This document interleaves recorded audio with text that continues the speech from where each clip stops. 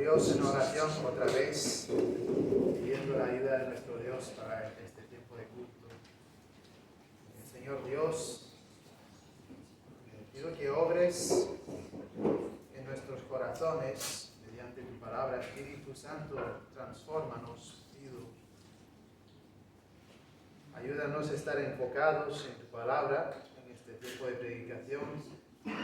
Señor, a lo largo de la semana, ayúdanos a andar en tus caminos por tu gracia y para tu gloria. Señor, gracias por tu fidelidad para con nosotros. A los que hemos creído en ti, pues nos tienes en tu camino hasta el fin. Eres fiel, eres verdadero, todo lo que has prometido lo cumples. Y venimos ante ti en esta mañana confiando en estas promesas. Señor, quiero pedir también por los que no están, que suelen congregarse con nosotros, pero no están en esta mañana, Señor, lo puedas bendecir y pues volver a traerlos a congregarse con nosotros, Señor, como tu iglesia. Pido estas cosas en el nombre de Cristo. Amén. La semana pasada usé una ilustración, una imagen que di que es bíblica, ¿no? De que estamos corriendo una carrera como cristianos. Estamos en un estrecho camino, por decirlo así, es un maratón, ¿no? La vida cristiana es un largo maratón o corto maratón en relación a la eternidad de unos años. Y el maratón, a veces uno se resbala, se cae o cae en la tentación, peca, pero el cristiano entonces se vuelve a levantar, sigue adelante. Y esto hasta el fin, con los ojos puestos en la línea de llegada. Y del otro lado, aunque nosotros estamos en una carrera estrecha, pues del otro lado hay un ancho camino. La caminata de los deseos pecaminosos de uno, la caminata en la cual pues, el mundo anda haciendo lo que desean los deseos de la carne. Y estoy usando esta imagen nuevamente en esta mañana porque creo que nos ayuda a visualizar la enseñanza del pasaje que estamos estudiando. Y tiene la siguiente verdad, que es la verdad principal del pasaje. Esta mañana, estamos un poco adelantados. La idea principal del pasaje en esta mañana es que los cristianos somos bendecidos al soportar las pruebas y resistir las tentaciones porque recibiremos la corona de vida que Dios nos prometió. Entonces el pasaje tiene esa verdad como verdad principal. Los cristianos somos bendecidos al soportar las pruebas y resistir las tentaciones porque recibiremos la corona de vida que Dios nos prometió. Y esta verdad se encuentra en el libro de Santiago. Estamos memorizando a Santiago. Y en esta mañana en Santiago 1, 12 al 15. Y lo que está ocurriendo en Santiago es un poco fuerte. Hay gente que han hecho profesiones de fe. En Santiago 1.1, Santiago, que es el hermano del Señor Jesús, o uno pudiese decir medio hermano, porque Cristo fue concebido por el Espíritu Santo y los demás pues concebidos entre José y María, ¿no? Entonces el hermano o medio hermano de Cristo, que escribe a judíos que se han convertido. Y dice a las 12 tribus, entonces en Santiago 1.1, entendemos que son judíos que se convirtieron y están en la dispersión, entendiendo que están padeciendo persecución, entonces tuvieron que dispersarse. No están todos... están padeciendo persecución. Entonces, esa es la audiencia. Y entonces inicia Santiago hablando de pruebas. Están padeciendo pruebas de persecución. Pero hay distintas maneras por las cuales uno puede responder a pruebas. Y vemos que ellos no han respondido muy bien. No han respondido muy bien. El centro, digamos, de la carta, por decirlo así, en general, es que ellos tienen un pie en el mundo y un pie con el Señor. Y Santiago dice que no puede ser así. Así no funciona. Santiago 4:4 dice: oh almas adúlteras, o sea, un adúltero espiritual, ¿no sabéis que la amistad del mundo es enemistad contra Dios? Cualquiera pues que quiera ser amigo del mundo se constituye enemigo de Dios. O sea, tenéis que escoger si decir que creéis en Dios, que creéis en Cristo. No podéis estar andando un pie aquí y otro pie ahí. Eso no funciona. Y los llama gente de doble ánimo. En el versículo 8 de Santiago 4 dice: acercaos a Dios y Él se acercará a vosotros. Pecadores, limpiad las manos. Y vosotros los de doble ánimo, purificad vuestros corazones. Y bueno, en el capítulo 2 también, en el versículo 14 dice: hermanos míos, ¿de qué aprovechará si alguno dice que tiene fe y no tiene obras? Entonces, había profesión de fe, pero no había obras que evidenciaban la conversión.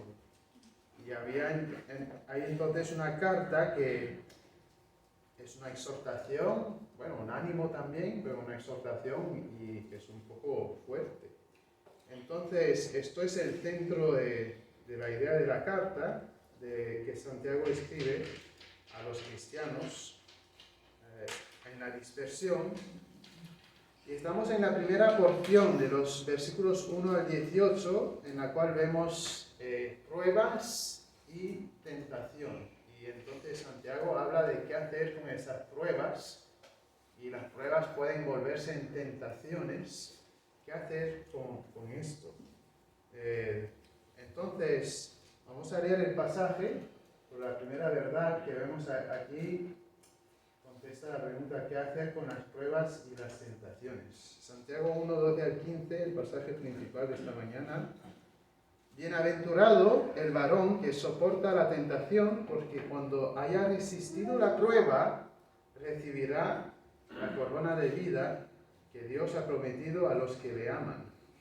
Cuando alguno es tentado, no diga que es tentado de parte de Dios, porque Dios no puede ser tentado por el mal, ni Él tienta a nadie, sino que cada uno es tentado cuando de su propia concupiscencia es atraído y seducido. Entonces la concupiscencia, después de que ha concebido, da a luz el pecado, y el pecado, siendo consumado, da a luz la muerte. Entonces, lo primero que estamos contestando es: ¿qué hacer con las pruebas y tentaciones? Y la respuesta que él da, bueno, es que somos bendecidos al soportarlas y resistirlas. Entonces nos dice qué hacer: soportar, resistir, pero también da una motivación. No dice solo resistir, soportar, sino que dice hay una motivación. O sea, sois bendecidos al hacerlo. Entonces, lo primero que se nota en el pasaje dice: bienaventurado el varón. Y habla aquí el varón, pero eso incluye todos los hermanos en Cristo, hermanos, hermanas. Y somos bendecidos los cristianos, o los que aman a Dios, al final del versículo 12, cuando soportamos la tentación. Y dependiendo de la versión que tenéis aquí, va a decir o soportar la tentación, o resistir la tentación, o soportar las pruebas, ¿vale? ¿Y por qué es así? Bueno, porque hay la misma raíz para tentación y prueba en el griego de esas palabras. Y entonces, primero, en los versículos 2 al 4, habla de pruebas: cuando os halléis en diversas pruebas, que la prueba de vuestra fe y tal. Y entonces, en el 12, habla aquí soportar la tentación o prueba, pero luego habla claramente en el versículo 13 de la tentación. Es tentado, no diga que es tentado. Dios no puede ser tentado por nadie, Él no y no tienta a nadie. Entonces, ¿cuál es la diferencia entre una prueba y una tentación? Bueno, la prueba es una prueba que ocurre, digamos, en lo general, puede ser una prueba, cosa que ocurre en mi familia o financiera, pruebas que ocurren por no vivir en el mundo bajo la maldición del pecado. Y las pruebas son para revelar la naturaleza de lo probado, son para ver el carácter del cristiano al ser probado. Pero la tentación está hecha para hacernos pecar. Entonces la prueba es más general, ¿vale? La prueba pasa y eso revela el carácter de uno, pero la tentación es precisamente para hacer unos pecados. Y yo entiendo que el versículo 12 habla de soportar las pruebas, y uno puede a veces por una prueba dejarse tentar y pecar, o uno puede resistir la prueba y no pecar. Entonces hay pruebas y tentaciones que vemos en este pasaje, y uno tiene que soportar la tentación. ¿Cómo se hace esto? Bueno, soportar la prueba y también la tentación. Si soporto la prueba, no, viene una dificultad en mi vida. Los cristianos estaban siendo persecutados aquí y van a soportar, no dejarse caer en tentación, y van a soportar esta prueba manteniendo su creencia en Dios y entonces continuando también con evidencia de fe, andando en los caminos del Señor. Y es importante volver a destacar la relación de uno andar en Cristo con la relación de nuestro estatus ante Dios. Lo que estoy diciendo es, hemos visto hace algunas semanas algunas predicaciones acerca de la conversión, la salvación, ¿no? En Efesios 2, 8 al 9 nos dice que por la fe sois salvos. Y eso no es de vosotros, no es por las obras. Entonces, nunca en nuestro caminar con Dios no hay nada que contribuya a nuestra salvación. Pero el cristiano verdadero, dice también en el versículo 10 de Hechos 2, que somos hechuras suyas creados para buenas obras. O sea que, aunque no somos salvos por buenas obras, cuando yo creo, dejo de vivir para mí y mi vida de pecado, y quiero vivir para Dios. No hay nada de lo que yo haga que me salve. Mi fe en Dios es lo que me salva. Él me salva al yo creer. Pero hay que haber evidencia, hay que haber entonces una vida que dice, yo escojo el camino de Dios, yo estoy día tras día en este maratón de la vida cristiana. Y entonces Santiago aquí nos dice que somos bendecidos al seguir corriendo la carrera, al estar en este maratón, echar un pie delante del otro, porque tenemos una bendición. Y dice, porque cuando haya resistido la prueba o cuando haya sido aprobado, y esto se refiere de cuando yo llegue al final del maratón, pues en mi caminar o en mi correr, ¿no? En maratón, yo estoy corriendo y soy tentado, tengo pruebas, pues al seguir soportando estas pruebas y corriendo en el maratón, cuando llegue al final, pues haber resistido la prueba y Cristo vuelve para con nosotros, o primero vamos a morir e ir a estar con Él,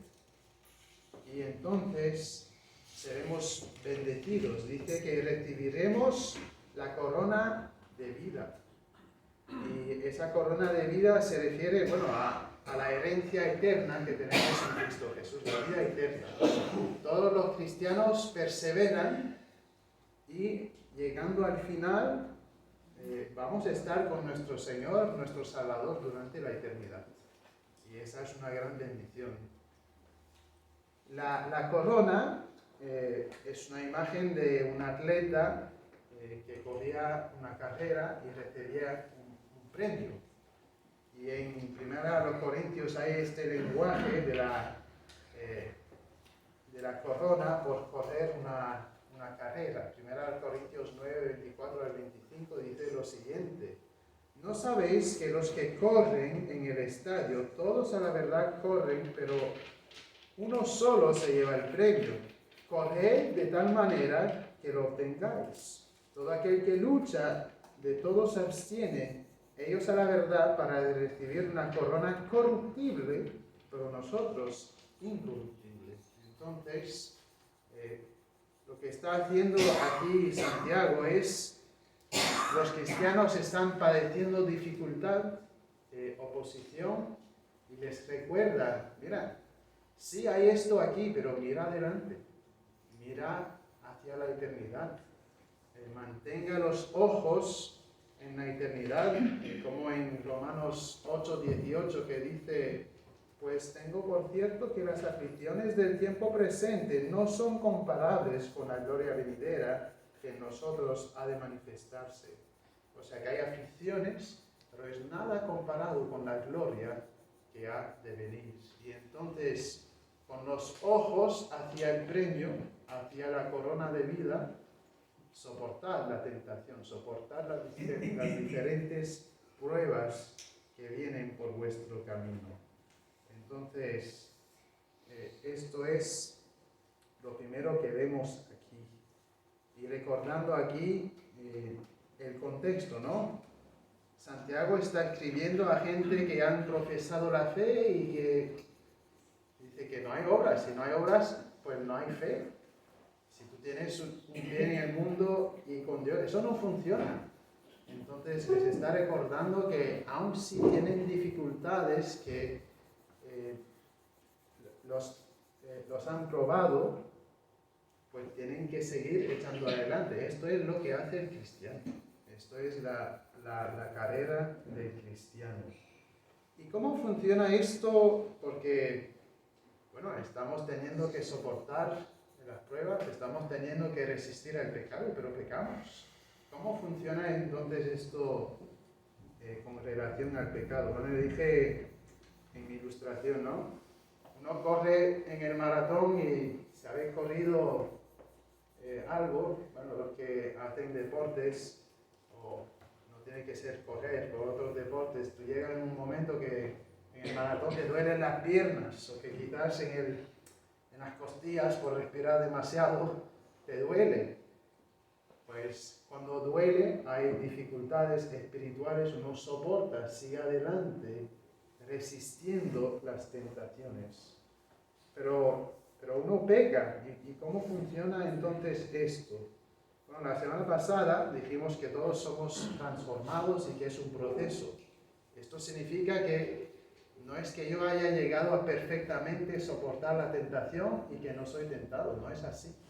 Pero tampoco es que yo no esté siendo transformado. Hay un proceso de el cristiano ser más y más a la imagen de Cristo, más y más transformado.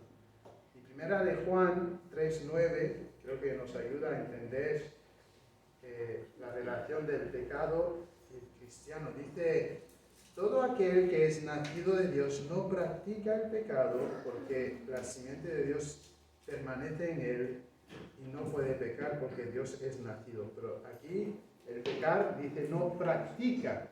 Y unos versículos antes, en 1 de Juan 1:8, dice: si decimos que no tenemos pecado, nos engañamos. Entonces, ¿qué está diciendo Juan? Bueno, que el cristiano tiene una vida caracterizada por una carrera que corre. Está en el maratón. Si va a pecar, va a caer en tentación y va a pecar, pero se arrepiente, se levanta y sigue adelante en su carrera. No tiene una vida que es caracterizada por vivir en pecado, disfrutar el pecado, o sea, el ancho camino que es la caminata de yo satisfacer mis deseos. Uno dejó esto y está en el maratón corriendo. ¿Y qué hacemos cuando pecamos? Bueno, en el versículo 9 de 1 de Juan dice: si confesamos nuestros pecados, Él es fiel y justo para perdonar nuestros pecados pecados y limpiarnos de toda maldad. Entonces, nosotros nos convertimos, los que creímos en Cristo, una vez. Nos arrepentimos de nuestros pecados, pasamos de muerte a vida, de ser hijos de la ira a hijos de Dios. Y entonces tenemos vida eterna en Él, en el Señor. Y esto de arrepentirse es más arrepentirse del tipo de relación con nuestro Padre, porque nuestros pecados fueron todos perdonados. Me hace pensar a Juan 13, cuando el Señor dice a Pedro que tiene que lavarle los pies, y Pedro dice que no me vas a lavar los pies, Señor, que tú eres mi Señor, y que eso no. Y dice que los tienes sucios. Pero bueno, lávame todo el cuerpo, ¿no? Que ya estás limpio de todo el cuerpo. O sea, que ya tienes perdón de tus pecados. Pero uno sigue pecando y para la relación entre Dios y el hombre, uno sigue teniendo que pedir perdón de manera a la relación con nuestro Señor. Entonces, esto es lo que ocurre. Yo ya fui perdonado, pero sigo pidiendo perdón porque de la misma manera que si mi hijo peca contra mí y me dice, papá, te pido perdón. Bueno, yo le perdono, pero ya es mi hijo y no deja de ser mi hijo. Cuando nos convertimos, llegamos a ser hijos de Dios, pero hay que seguir pidiendo perdón de manera relacional para con nuestro Dios, ¿vale? Entonces, uno soporta la prueba, pero hay pecado. Y entonces sigue corriendo en esta carrera. Primero, Santiago nos habla de la bendición que hay al resistir la prueba, resistir la tentación, y luego nos dice de dónde no viene la tentación. El Señor sí permite pruebas, Él causa pruebas para probarnos. Como Abraham, Dios le dijo, mira, sacrifica a tu hijo. Dios le dio una prueba muy difícil, pero Dios no lo tentó a pecar. Fue una prueba para ver el carácter de Abraham. De la misma manera, Job, Dios permitió a Satanás tentar a Job. Dios no tentó a Job, pero permitió que Satanás lo hiciera. ¿Para qué? Para revelar el carácter de Job. Y vemos de hecho la respuesta de Job, comparado con la de su mujer, que serían dos respuestas diferentes, ¿no? La mujer dice, bueno, pues maldiga a Dios y muera. Entonces ella cae en tentación, pero Job pues soportó esa prueba y dice, Dios dio, Dios quitó, pues bendecido sea el nombre de Dios. En fin, ya he dado la respuesta, pero ¿de dónde no vienen las tentaciones? No vienen de Dios, nos dice el pasaje, ¿vale? Las tentaciones no vienen de Dios. Y nos da el pasaje dos razones por las cuales las tentaciones no vienen de Dios. En el versículo 13 dice, cuando alguno es tentado, no diga que es tentado de parte de Dios. ¿Por qué? Porque Dios no puede ser tentado por el mal. Y luego, ni Él tienta a nadie. Entonces, aunque Satanás sí tentó a Jesús, fue una tentación externa, ¿no? Pero Jesús en su interior no fue tentado para pecar. Él no es tentado con el pecado. Él está separado del pecado y entonces no tentado a pecar. Y aunque el Señor sí permite pruebas, causa pruebas, el pasaje nos dice que Él no nos tienta. Entonces uno dice, bueno, ¿de dónde es la fuente de la tentación? Y luego Santiago contesta esto. Si es que el Señor no nos tienta, pues ¿de dónde viene la tentación? ¿De dónde sí vienen las tentaciones? Pues vienen de nuestros deseos pecaminosos. Dice en el versículo 14, sino que cada uno es tentado cuando de su propia concupiscencia es atraído y seducido. Y concupiscencia significa deseos, ¿vale? Es la misma palabra para deseos. Entonces, Dios no me tienta, la tentación viene para el ser humano, viene de lo interior, viene de su corazón pecaminoso, los deseos pecaminosos. Y uno dice, bueno, ¿y qué de Satanás, de los demonios que están trabajando para hacerme pecar? ¿O qué de la corriente del mundo que está yéndose hacia el pecado? Santiago está muy pendiente de esto. En el versículo 7 del capítulo 4, dice, someteos pues a Dios, resistid al diablo y huirá de vosotros. Resistís. Sabe de Satanás, está pendiente de esto. ¿Y qué de la corriente del mundo? Bueno, en Santiago 4:4, oh almas adúlteras, ¿no sabéis que la amistad del mundo es enemistad contra Dios? Bueno, eso va a tentarnos de lo externo, ¿no?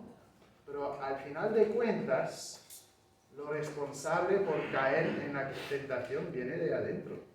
Viene de adentro. Yo puedo resistir cuando soy tentado. Y cuando peco es porque no resisto a la tentación. Y entonces el Señor nos manda a resistir la tentación, a soportar cuando bajo pruebas, a no dejarse caer en tentación, porque podemos hacerlo. Cuando nos convertimos a Cristo, ya el poder del pecado sobre nosotros dejó de ser. Sigue presente nuestra carne, pero ya no tenemos que obedecer al pecado como antes, pues éramos muertos en nuestros delitos y pecados. En 1 Corintios 10:13 nos dice la palabra de Dios que pues no hay tentación que es demasiado grande para que no podamos resistirlas. Podemos resistir las tentaciones, y cuando caemos en pecado, bueno, no podemos decir, bueno, es que mira que hay esa situación y que hay esa situación y que al final de cuentas es aquí que tenemos que mirar. Dice el pasaje lo siguiente, dice, cuando de su propia concupiscencia es atraído y seducido, y usa un lenguaje de pesca. Y a mí me encanta la pesca, pero aquí no se usa positivamente.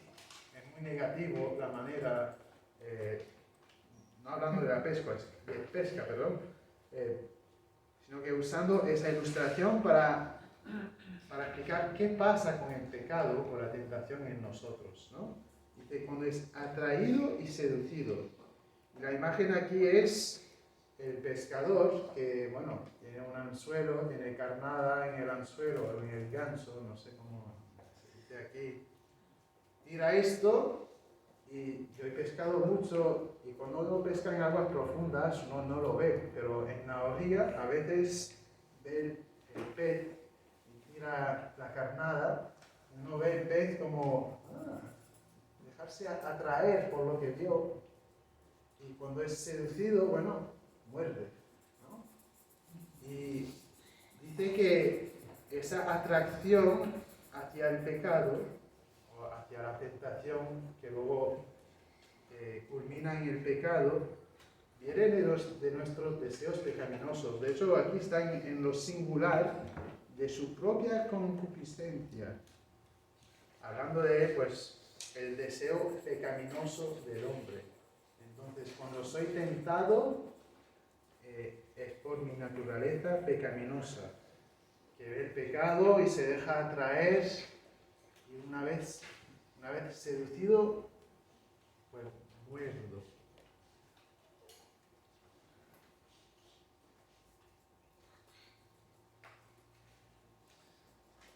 Y entonces uno tiene dos opciones hacia esa tentación.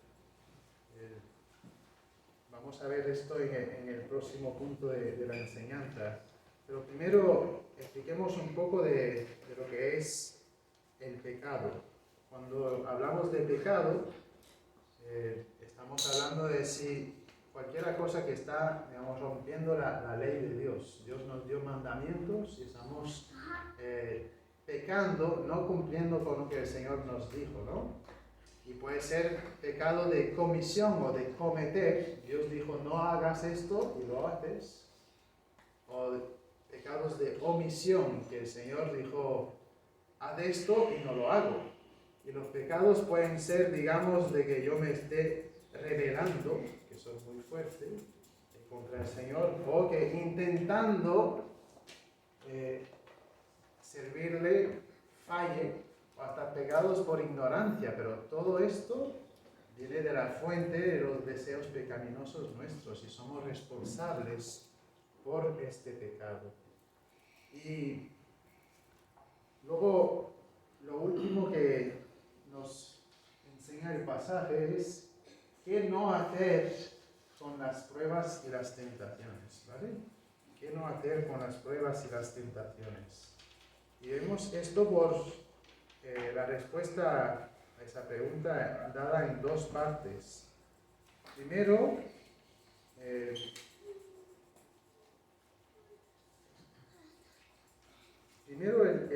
el pasaje nos habla de cuándo el pecado ocurre y luego del resultado completo, ¿vale? ¿Cuándo ocurre?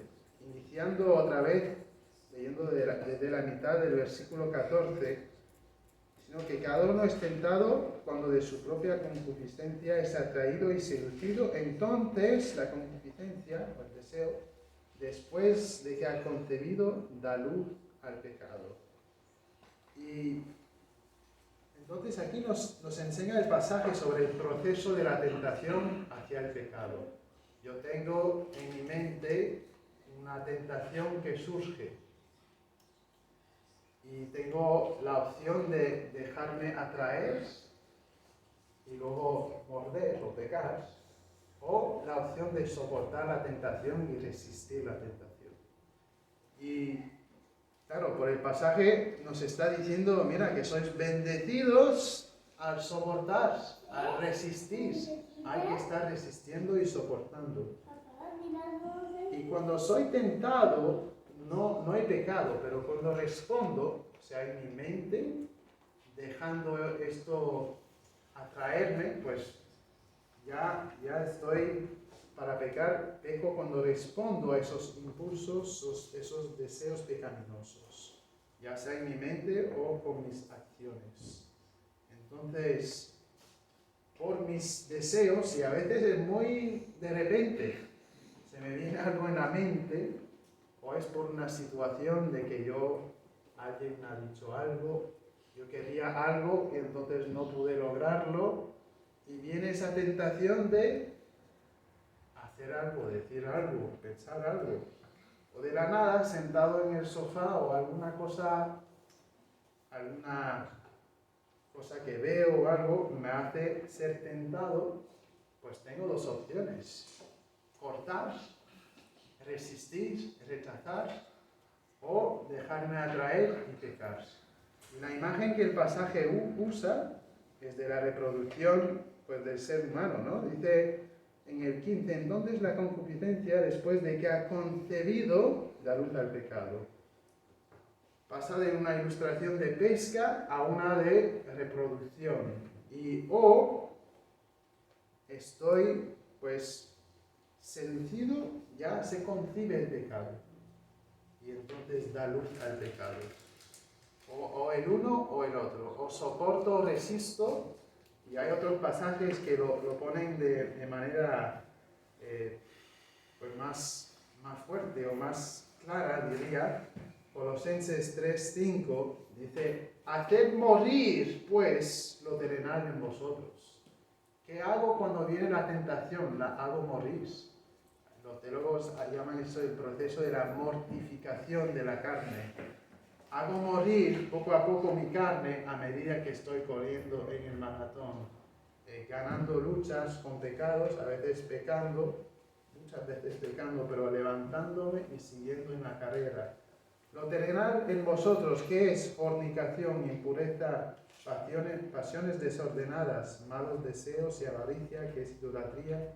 Y hay otras listas de pecado en otros pasajes, como, Gálatas 5, 1 Corintios 6, 9 al 10, y otros pasajes, muchos otros pecados de los cuales se habla en Santiago. hacer morir esto. Viene el pensamiento, o me voy a dejar atraer, o ya lo corto ahí y digo que no, que voy a seguir a mi Señor en vez de hacer esto.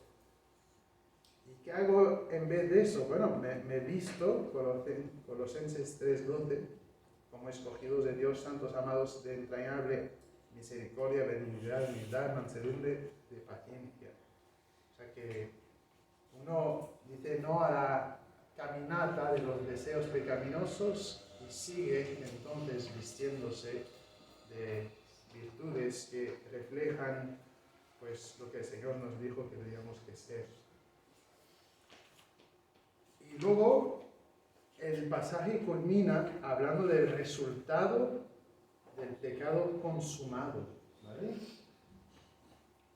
Primero aquí hay una bendición y luego aquí muerte. Hay un contraste entre el versículo 12 y el versículo 15. Y entonces hay ánimo y exhortación para ir aquí. Hay advertencia para los cristianos a los cuales escribe Santiago. Recordad, ¿no?, que ellos, Santiago dice, almas adúlteras. No podéis andar un pie aquí, otro pie ahí. Eso no funciona. Eso no es del cristiano. Vuestra fe tiene que producir obras. Pues hay evidencia de una conversión genuina. Y entonces, un contraste, y hay muerte para aquel que deja el pecado crecer por completo. Y eso es importante entender, que es crecer por completo, porque todo cristiano peca. Pero crecer por completo es dejarse llevar por la caminata de los deseos pecaminosos y andar por este camino que cuando la tentación viene yo digo, a disfrutar, que me complazca yo de mis deseos y que eso es lo característico de la persona. Que si yo vivo para mis pecados, profesando la fe o no, pues ese es el fin, y habla de la muerte eterna para aquel que vive para sus pecados. Apocalipsis 20, 10 al 15, dice, y el diablo que los engañaba, fue lanzado en el lago de fuego y azufre, donde estaban la bestia y el falso profeta, y serán atormentados día y noche por los siglos de los siglos. Y vi un gran trono blanco, y al que estaba sentado en él, delante del cual huyeron la tierra y el cielo, y ningún lugar se encontró para ellos. Y vi a los muertos, estamos hablando de la muerte aquí, grandes y pequeños, de pie ante Dios, y los libros fueron abiertos, y otro libro fue abierto, el cual es el libro de la vida, y fueron juzgados los muertos por las cosas que estaban escritas en los libros según sus obras. Y el mar entregó los muertos que había en él, y la muerte y el Hades entregaron los muertos que había en ellos, y fueron juzgados cada uno según sus obras. Y la muerte y el Hades fueron lanzados al lago de fuego. Esta es la muerte segunda. Entonces, está hablando el pasaje de esta muerte segunda. Y lo que hay que entender es la metáfora, que bueno, aquí dice, siendo consumado en el versículo 15, y el pecado siendo consumado da a luz la muerte. Entonces, la palabra significa llevar algo al cabo o hasta el fin, o usando la metáfora del crecimiento humano, dejarse crecer por completo. Entonces, es que cuando viene la tentación, en vez de estar soportando y corriendo en la carrera del cristiano, que en vez está dejándose llevar por sus pecados, disfrutándolos, este es el fin, y es una advertencia para los cristianos aquí. Entonces, según entiendo la palabra de Dios, no está hablando de pérdida de salvación, eso no existe. Cuando uno se convierte, tiene vida eterna. Hay una categoría en la Biblia que es para los que profesaron, pero nunca se convirtieron en verdad. Primera de Juan 2:19 nos lo enseña más claramente que cualquier otro pasaje. Dice: salieron de nosotros, pero no eran de nosotros, porque si hubiesen sido de nosotros, habrían permanecido con nosotros. Pero salieron de nosotros para que se manifieste que no todos son de nosotros. O sea, que nunca habían sido convertidos. Se fueron, aún habiendo profesado la fe, y se evidenció que nunca había habido una conversión genuina. Y el Señor mismo, en Mateo 7, dice: nunca os conocí.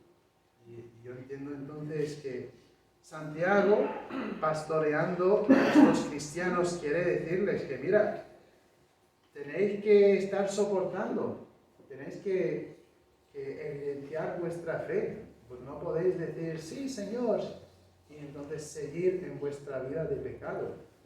Cualquiera que sea la tentación que venga, las pruebas que vengan, hay entonces que estar soportando las pruebas, resistiendo las tentaciones, pues seguir en este maratón que tenemos. Es que las tentaciones son muy comunes, son diarias. O sea, en mi interacción con mi esposa, con mis hijos o con los compañeros de trabajo, pues o voy a reaccionar con paz o con ira. Y alguien hace algo y me viene a molestar para que entonces diga: ¿cómo voy a reaccionar? O sea, eso es una ilustración. Vienen pecados que son muchos. Menciono la ira, pero piensa en algo con lo cual estás luchando semanalmente, a diario. El Señor te está hablando, me está hablando que yo esté resistiendo, esté matando estos deseos, cortando la tentación para entonces seguir corriendo en el maratón y obedeciendo a Dios. Pues puede ser que sois celoso, manipulador, pues codicioso, que tenga yo temor de la gente, de lo que piensan, que crea que soy mejor que los demás. Hombre, son muchos, ¿no? Y luego se reemplaza esto con virtudes que el Señor nos dio. Y hace algunas semanas que estaba teniendo mucho tiempo sin ya luchar con algún pensamiento y de repente me entró una lucha que hacían años que no había luchado con esto. ¿Cómo puede ser? Bueno, ¿de dónde viene esto? Pues de mi corazón pecaminoso. ¿Y qué tuve que hacer? Pues decir que no, cortar el pensamiento y al final viene de mí, pero ¿de dónde vendría esto? Bueno, no sé, alguna oposición del mundo, algo que quizás vi. Uno tiene que estar luchando, diciéndole que no a las tentaciones. Y eso es a causa de la gracia de Cristo, a causa de la salvación que Él nos dio. No es motivado por yo intentar mantenerme salvo, ¿no? Él me salvó. Yo lo hago porque Él es mi Rey, Él es mi Salvador, y a causa de su gracia. Y entonces eso es necesario, una evidencia necesaria para el cristiano. Ya somos perdonados, ya la paga del pecado está hecha. Pero tenemos que seguir en la lucha de nuestro Señor. Satanás lo que quiere es que yo sienta la culpa aun cuando Cristo me perdonó. Él quiere que yo diga: pero Dios, tú has hecho esto. Y que entonces me enfade contra Dios en vez de decir: bueno, pequé, pues que al final pues soy yo el responsable. Y Dios ha mandado pruebas, dificultades que a veces uno pasa que son terribles, pero uno puede reaccionar pues como Job, que Dios dio, Dios quitó, o maldiciendo a Dios. Y el cristiano entonces tiene que seguir adelante. Si uno se encuentra aquí no en Cristo, bueno, que acoja del perdón que el Señor da de nuestros pecados, porque a causa de nuestro pecado somos todos destinados a esta muerte, de la cual nos habla este pasaje. Y que vengamos a Él en fe, en arrepentimiento, pues para correr este maratón hasta que Cristo vuelva. Y que el Señor nos ayude entonces a hacer esto, poniendo los ojos en el premio, ¿no? ¿Veis la línea de llegada? ¿Veis la línea de llegada? ¿Cuál es? Pues no es muy larga, es el último soplo de vida que yo tenga, ya sea en 10 días o 10 años o 50 años. El Señor nos manda a seguir soportando, aguantando hasta que vuelva, y pues a la luz de la eternidad no es mucho tiempo. Y que este pasaje nos ayude pues a estar enfocados una vez más en las promesas que Dios nos dio, porque muchas veces uno piensa en aquí, ahora, esta situación, pues tenemos que estar enfocados en la eternidad. No tener muchas metas y de esto y de lo otro que nos distrae de lo que Dios nos dijo. Pero al final lo que va a contar es nuestro caminar con el Señor. Así que el Señor nos ayude en esta semana pues en resistir la tentación. Cuando surge de adentro, resistir, decir que no y seguir corriendo la carrera. Así que los cristianos somos bendecidos al soportar las pruebas y las tentaciones, porque recibiremos la corona de vida que Dios nos prometió. El Señor bendiga su palabra.